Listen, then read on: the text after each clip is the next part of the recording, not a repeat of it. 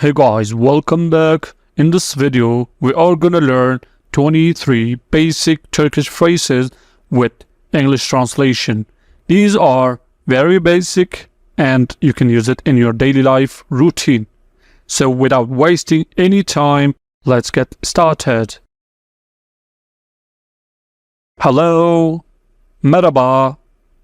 Merhaba. Hello. Merhaba.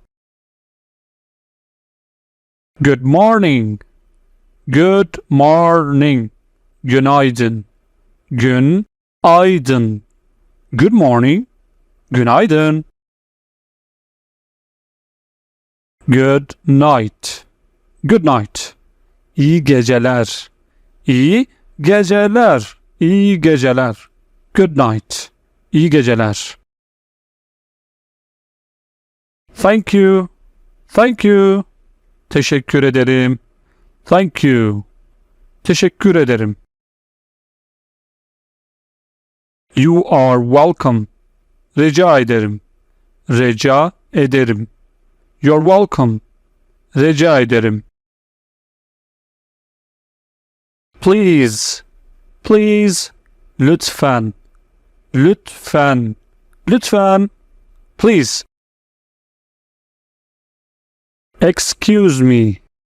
Affedersiniz. Affedersiniz. Excuse me. Affedersiniz. Affedersiniz. I'm sorry. I'm sorry. Üzgünüm. Üzgünüm. Üzgünüm. Üzgünüm. I'm sorry. How are you? How are you? Nasılsınız? How are you? Nasılsınız? Nasılsınız? What's your name? Adınız ne? Adınız ne? Adınız ne? What's your name? Adınız ne? Adınız ne? Yes. Yes. Evet. Evet. Yes. Evet. No. Hayır. Hayır. Hayır. No. Hayır. My name is Aman. Adım Aman. Adım Aman. Adım Aman. My name is Aman. You can also say benim adım Aman. Benim adım Aman. My name is Aman. How much is this? How much is this? Bu ne kadar? Bu ne kadar? Bu ne kadar? How much is this?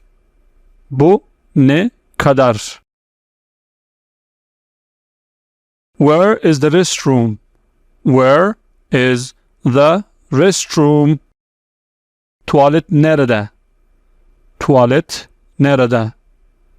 Tuvalet nerede? Where is the restroom? Tuvalet nerede? I don't understand. Anlamıyorum. I don't understand. Anlamıyorum. Anlamıyorum. I don't understand. Anlamıyorum. I need help. I need help. Yardıma ihtiyacım var. Yardıma ihtiyacım var. Yardıma ihtiyacım var. I need help. What time is it? What time is it? Saat kaç? Saat kaç? Saat kaç? What time is it? I'm hungry. I'm hungry. Açım. Or ben açım. Ben is like I. Açım. I'm hungry. You can just say açım. Açım. I'm hungry. Açım. I'm thirsty. I'm thirsty. Susadım. Susadım. Susadım. I'm thirsty. You can also say ben susadım. Ben is like I. Susadım. I'm thirsty. Can you help me? Can you help me? Bana yardım eder misin? Bana yardım eder misin? Bana yardım eder misin? Can you help me? Bana yardım eder misin? I'm lost. I'm lost. Kayboldum. I'm lost. Kayboldum. Kayb oldum. I'm lost. I'm tired. I'm tired. Yorgunum. Yorgunum. Yorgunum. I'm tired. Yorgunum.